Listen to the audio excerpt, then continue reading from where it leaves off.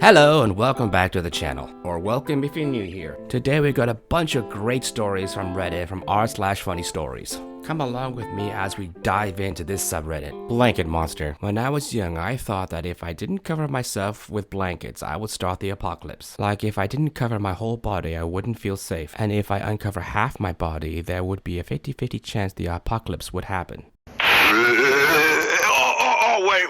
Wait, he's under a blanket. He's safe. A coincidence that helped me. I don't know English very well, so there may be some mistakes. I'm 14 bracket, soon to be 15 bracket, but I'm already in the 9th grade due to the fact that I took a test in the 4th grade about my transfer to a higher grade. This was done because I was homeschooled as a child, and because of this, I was assigned to the class not by age, but by intelligence. I have 2 tattoos and dyed blue hair, bracket remember this end bracket, and because of this, the director of the department looked at me as if I was different from them, and in general, I'm some kind of stranger. Although I am Russian by nationality, bracket I live in Bashkortostan, end bracket, one day the director called me about my hair, and he started lecturing me. Quote, bracket, name bracket, you shouldn't stand out like that. You're too colorful. We ask you to wash off your hair and hide your tattoos under your shirt, end quote. And of course, what? I didn't listen. The next day I came back in exactly the same way, without hiding or removing anything. The headmaster was clearly displeased with this and called me to class, which almost sent me a lecture into my already empty head. After all that, I was really tired and I decided, quote, I'm going to do this and he won't even want to talk to me, end quote. I waited until there was no one on the 4th floor of the school and took a tennis ball and set it on fire.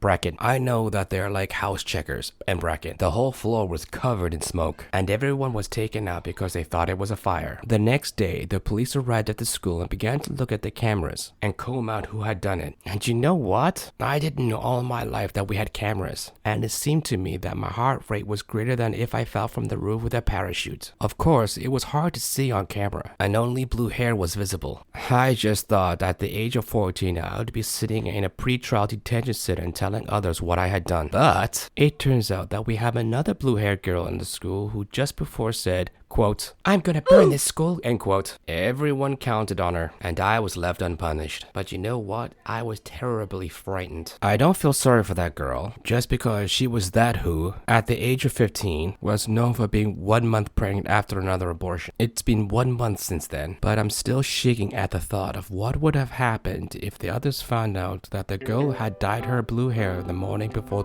At the beginning of the story, this person said that he did not get into class by age, but by his intelligence. What? Intelligence? This person isn't very smart. Come on now. Not to realize there's cameras everywhere? Come on. I tell you what, this person got very lucky with the situation he was in.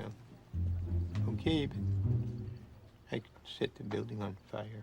And to look down at the girl that took the full brunt of his actions. Wow. Next time he might not be so lucky. Robbers work for money. A funny story from a news report in Mexico. Apparently, 2 robbers went into a 7-Eleven, tied the guy working there and robbed the cashier. Then they pretended to work there to get more money from the charges to the usual clients. I don't know, the way that 7-Eleven treats their own employees, it sounds like these robbers were giving the clerks a break. Crazy tough times we live in these days, where crime can sound like legitimate employment. A funny situation played out when, a few years back, my husband was at the dentist. The dentist was taking notes asking routine questions. Then the dentist asked him what he does for a living, to which he replied, quote, steal, end quote. The dentist and everyone looked at him with concern and shocked expressions, but without any hesitation the dentist persisted with the question and asked him what exactly he steals. To which he said, quote, I work in a steel factory. I'm a manufacturer of steel, end quote. As we looked around the room, we could see the relief on everyone's faces and laughter followed shortly after. To this day, whenever someone asks what he does for a living, we give each other that look and a little laugh follows after we say steal. What a great story. I can only imagine the look on everyone's faces when he said the word steal. The English language is such that sometimes a little slip of the tongue can mean 2 things. But in this case, it was funny. Swimming. So once I was at school, we went swimming. We did swam in the pool, played in the pool,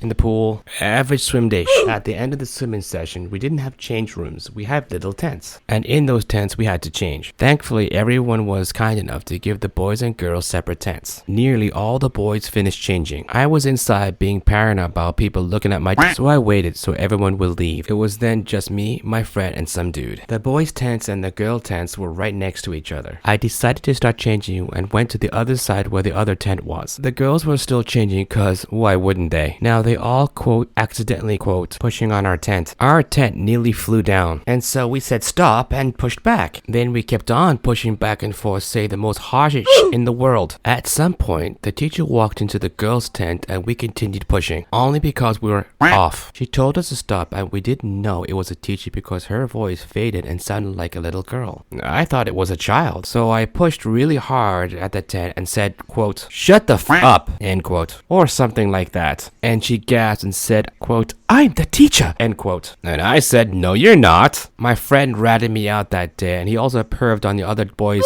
I had to sit next to the teacher on the bus back to the school, and it was because no other seats were left. She didn't talk to me that day. She got real. She got awkward. This was year 5, by the way. That last part at the end was a little bit unnecessary, but I can only imagine thinking the entire time you're just messing around with your classmates, and then the entire time it was the teacher on the other end receiving that tomfoolery. I can definitely see the mistake, because some teachers do have like a childlike voice. That situation must have been crazy awkward. My 3-pound dog played me for a fool. I have a 3-pound teacup Yorkie named Dakota. She has a squeaky ball that she loves. She will play fetch for hours with it. It turns into a personal space issue, where if she wants to play, she will harass you even if you're trying to use the bathroom. I mean, tossing the ball at the door and barking until you open the door and throw it. Tonight I got tired of it, real tired of it. So I took the ball and put it in my jacket pocket so I could have a night without constant barking and squeaking. The next thing I know, she was throwing up everywhere. I'm calling my fiance expecting that she's seriously sick and we need to bring her to the ER vet. She won't get off my lap. She's shaking. I'm calling a friend to come stay with our daughter so she can leave ASAP. I'm expecting this is going to cost a ton of money to run tests and x-ray to see what's wrong. I feel horrible and go get her ball so she can snuggle with it while wait for my fiance to come home because she sleeps with it every night. I feel like a horrible dog mom for taking it. As soon as she sees the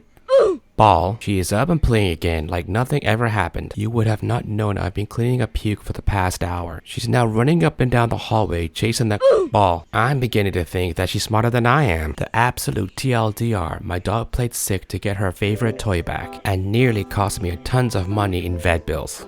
Now that's one dramatic dog. I tell you, I got a cat that's kind of similar. Now what he will do is that when you're in the bathroom, he'll pester you by throwing his paws and stuff underneath the door. And he's smart enough to get himself into trouble, but not smart enough to get out of it. Maybe it's some sort of evolution. But look on the bright side, at least you didn't have to spend a whole bunch of money in vet bills. That's a plus, right? If you enjoy these stories, please leave a like and I'll see you in the next one. Stay